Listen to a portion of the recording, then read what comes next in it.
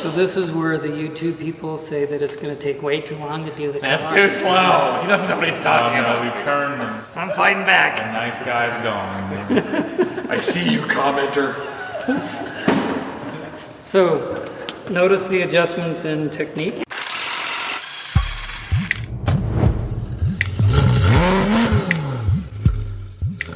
All right, I'm back in Colorado again for the, seems like the 75th time. I feel like this is my home away from home. It's like OGHQ West, we'll call it. But I'm back in Denver, the Rupes facility, and I'm gonna try to bring you along here. I'm gonna capture the, I guess, the essence of the advanced training. So there are 11 of us, 10 including me, that are gonna go through and deep dive into things like rotary polishing, deep dive into edge work, using a DA versus using a rotary versus using forced rotation. So we're gonna really dig deep, and Jason's gonna take us through a 2.5-day session of we're calling this advanced training. So most of these guys have quite a bit of experience behind polisher, and some of them are newer, but everybody at least has some hours behind the machine. So we're not gonna dance around on this one. We're gonna jump right into it. So I'm gonna bring you along, and we'll see. Sometimes these series get long for me. I'm gonna capture as much as I can, but still taking the course. Like you said, if you start sanding and there is no change happening, not even putting a scratch mark, you'll know. It happens you sand and nothing got hazy. Well, okay, there's still stuff in here. It's the same thing if if you're doing a paint correction and your compound isn't working. Yeah. You don't have it stripped completely. Or the substrate is, or not substrate, the surface is harder than whatever you're using to try and change it. Yeah. So there are situations where it's not a coating, the paint is just so hard, and you try and hit it with 3,000 grit sandpaper, and the paint is so hard it knocks the teeth off the abrasive, essentially. The paint is harder than the particle in that sandpaper. That's also a possibility. Rare, but it's a possibility. More likely, yeah, you maybe have a really, really durable coating on there. Yeah. Something that's just shrugging off hard abrasives and something more aggressive to knock it loose. But this is the world of detailing. It's a whole lot of going in blind, guess, test, and try again kind of thing. Trial and error until you find it. Yeah. So then we're talking about setting the tool speed and the arm speed. So these are things that are very important variables while you're sanding. With electric tools compared to pneumatic tools, adjusting the speeds, totally different animals, and we'll walk through that outside. Lubrication if needed, and that is if the sanding product that you're working with requires a mist of water or something, then you should know that and do that. Overlapping smooth pattern, so you're going to do a 50% overlap on your passes. So we'll go up and back is one pass, but then you're going to come down and overlap by 50%. And then you can actually crosshatch, and that gives you the best coverage. And by the way, I do recommend this pattern where you do some passes this way and do some opposing passes. But the reality is with an orbital sander, it doesn't matter what direction you go, because it's going to lay down an orbital pattern. If I go this way, or if I go that way, or if I go that way, it's going to lay down an orbital pattern. So the reason that we recommend an organized application is it's mostly for your mental structure so that you get good coverage. But you could do figure eights and you're going to lay down the same mark. It doesn't matter. All right, so we just finished the morning session deep dive into the theory behind machine sanding. Touched on a little bit of hand sanding as well. We also spent some time going through the different topics, some of the more advanced topics that everybody's interested in learning. So Jason will be sure to kind of cross those off as we go through the day.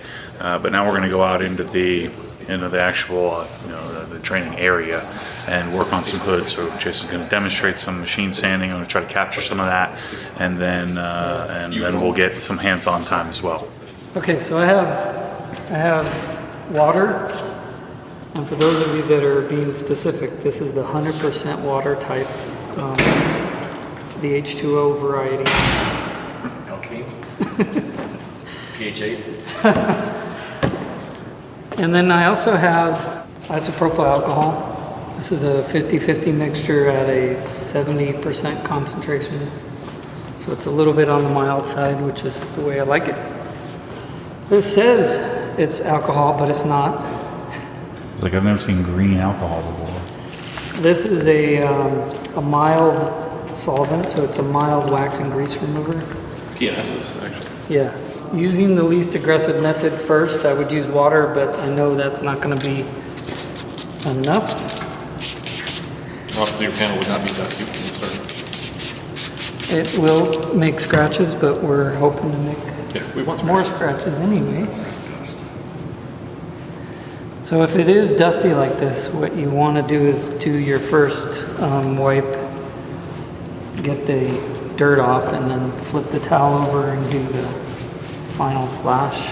This is freshly painted. This is transit scratches, just moving the panel around. Hood action. So what I'm expecting with this, because we haven't hit this with anything, it's literally fresh paint. I think isopropyl alcohol is fine. I don't think we need a solvent because we're not dealing with any kind of a paint residue or wax residue. What were the 3 sanding marks? Come on, you guys. Jeez, I have no idea. That was so long ago. 5%, come on. We're gonna do a spot repair. We're gonna do texture leveling, and then we're gonna do just a lot of defects. Like right here is a lot of defects. We're ahead of you. Matt's already got one in his hands. It's flake. You sure? Yeah, it's sparkling back at you. Sparkly. Yeah.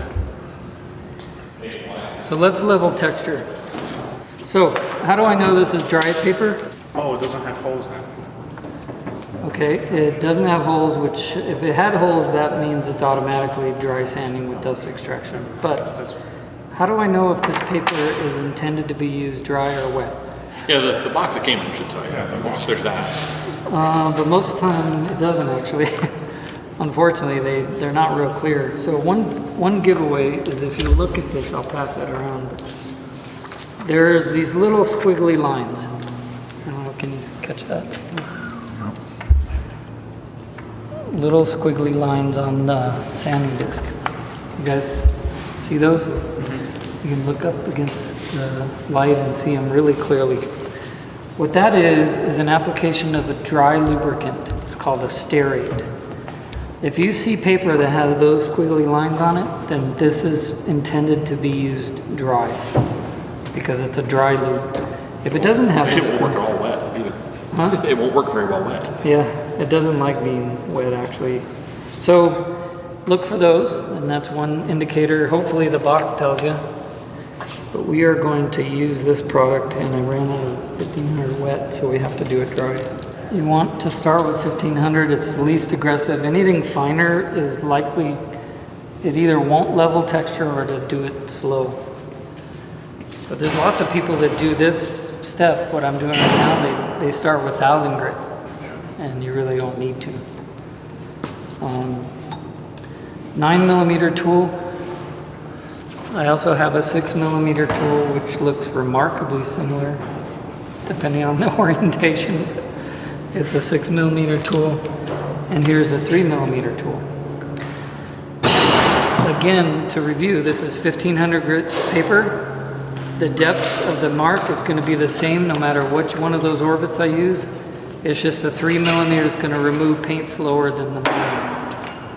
Oh, cool. Oh, but it's for vacuum. Yeah, well, it's all we have. We don't make it. But then this is dry. I was looking for 1500 wet. You can use this wet. Yeah? We do it all the time. Well, I didn't know that. See, I learned something every day. Well, there's no, I mean, it's intended for a dry, but there's no steroid on it, so it works fine wet. At least it has in my experience. I can take no credit for what the results are next. It could go horribly wrong. Whole building could collapse on us for doing this, I don't know. We'll see. So, water. A little bit on the disc, a little bit on the paint. The very first thing is I'm adjusting speed. Too fast. Not fast enough. A little more water than that.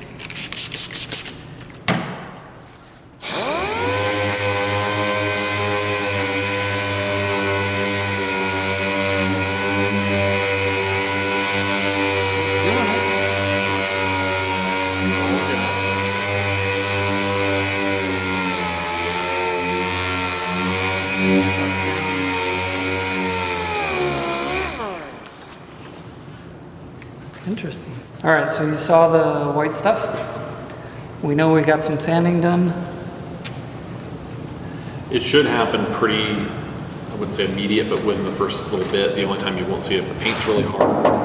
It may take a minute for it to get going because you're not getting paint residue, but also a lot of abrasives are shipped with like a protective coating on them to keep them from rubbing the abrasive off of each other in the box. The first few seconds, it's got to wear that coating off the top. So if you're doing it, nothing happens, and then all of a sudden there's this slurry. It'll happen kind of. You want to consider this first application as like your test spot. So you're evaluating the result here.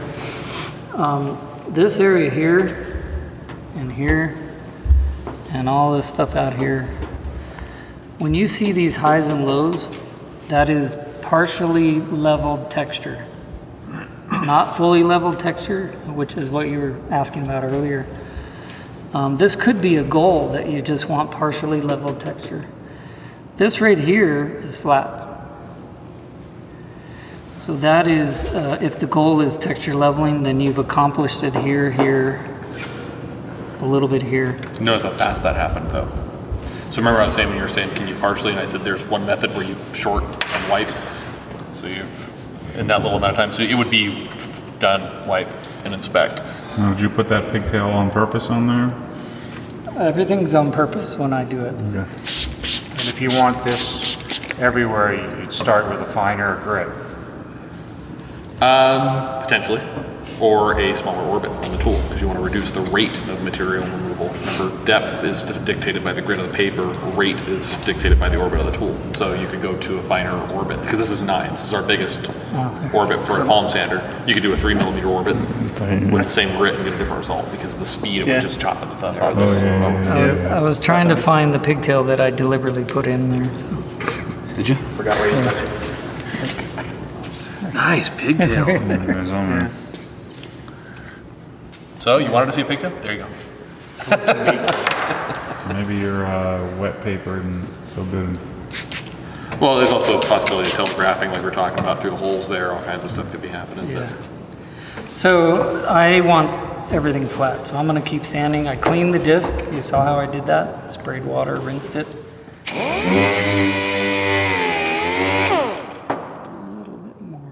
Pushing it down.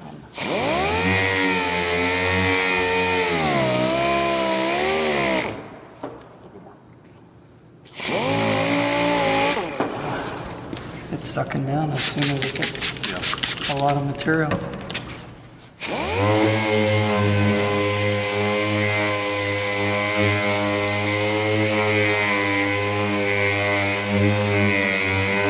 Here's another thing I did deliberately for you. I figure. Yeah. So if you see water slinging like this, it, generally speaking, is too much water. Of course, I did that on purpose. That one right there, too. Nice deep valley. So, texture is leveled. Yes? Yeah. So the next thing is we're going to take this area and actually cut it in half, and we're going to refine this sanding mark with 3000 grit. So we're So I'm surprised how fast this got. Yeah, it happens very fast. very fast. So you go from 1,500 to 2,000? 3000. You're not Yeah. doing 2,500? It's very rare that you would need to half step that to that degree. 3,000 in most cases should be able to address your 1,500 grit sand mark. The general rule should be, and again, it's such a weird rule, it's not really true in all situations, that you want to spend about, we talked about the flash run, whatever you said, it was 60 seconds to get to this point with 1,500, you want to do 120, you double your time with whatever your next step is, because you got to get that scratch out with the next scratch, right? So you need twice as long, roughly, to do that. Generally speaking, this is less water to use this foam disc, sorry. When you switch the disc technology, you might have to readjust your tool speed because the pad drag or the disc drag.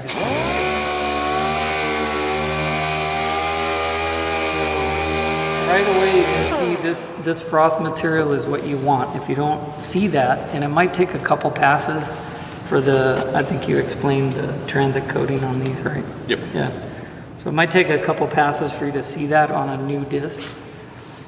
But whatever time or passes it took you to do this, you want to at least double it for this step.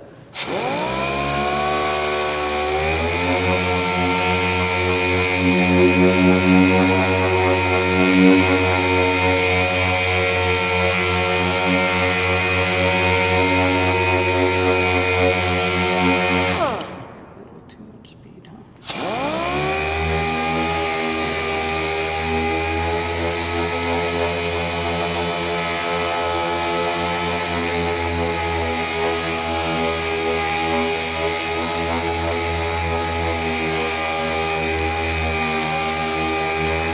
Let's see what we got.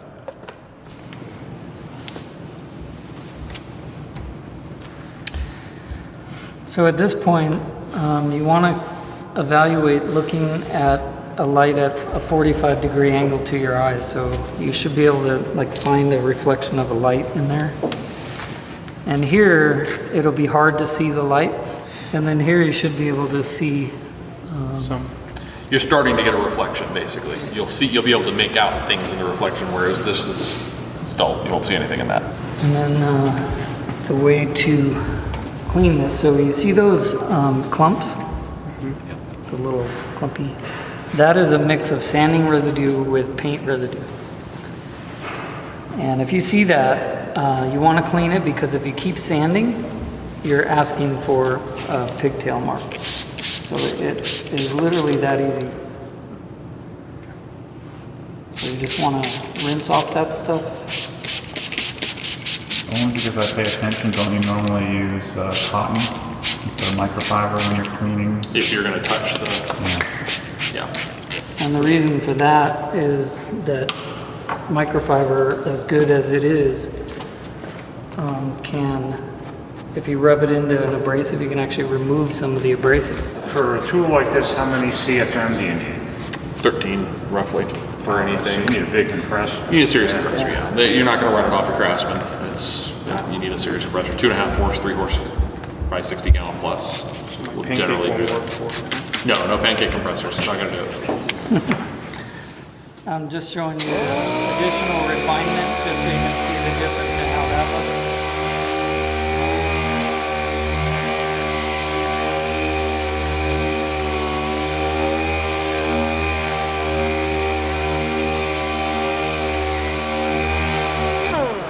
Would the amount of water decrease the amount of cut or not? Yeah, because you'll do what's called hydroplaning. You'll skim the disc around and it won't bite, right? So you see, now you have 3 different sanding marks. You can actually see a difference between those two. You're getting a little bit more gloss now. Okay, so what I want you to do when I'm done doing the demo of the other 2 sanding marks is I want you guys to pick a panel, preferably not on the 55 Chevy, and do this. This is called a step-down panel. 1500 grit, 3000 grit, 3000 grit, some more. Because when you go to buff this out, I want you to buff out the whole thing and then observe the differences in the rate of defect removal. So another scenario is we have layers and layers of scratches like right here. Pretty much everywhere. The whole thing is covered in layers. And this is where you're going to skip the 1500 film disc. Our objective is remove defects, leave the texture.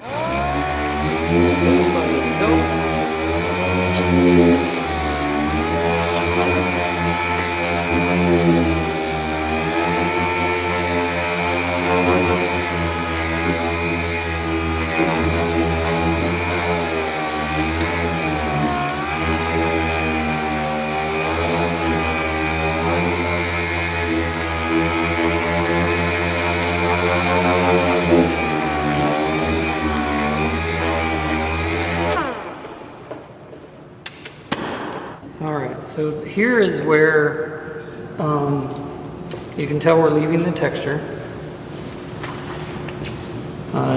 You can't really see it through the middle of the sanding mark, but here it's obvious you're leaving Well, if texture. you get it in the light too, you can definitely see it. Pick up one of the lights. Oh, yeah. You can see Totally it. It's obvious. really crazy. But this is where, if the car was factory applied and you had a bunch of car wash scratches, what you do is find a scratch and follow it into your sanding mark. And if you see it disappear, then you know you removed that level of scratching. You saw what it was before, and right now these are orbital sanding marks, so you should be able to see a scratch that is straight. You should be able to look through the sanding mark and actually see a straight scratch. Yeah, I see. Oh, right here. Yep, correct. Yeah. So I'll leave this. So when we're done, kind of look at it from his angle, and you can actually see a straight line scratch. Oh wow, it goes all the way out to here. Okay. So what that tells you, and you'll have to train your eyes, the more sanding you do, you'll have to train your eyes to look through a sanding mark and see what's underneath.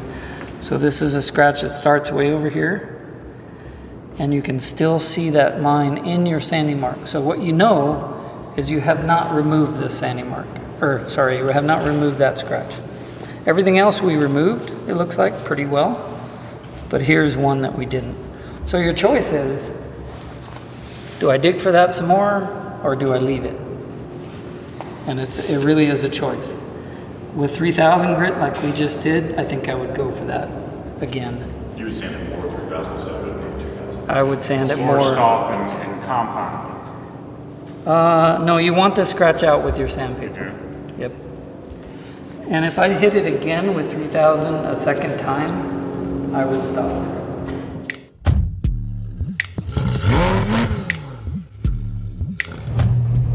What happens when the force pulls you back, your foot naturally comes off the gas. You have to keep your foot to the floor, to the floor.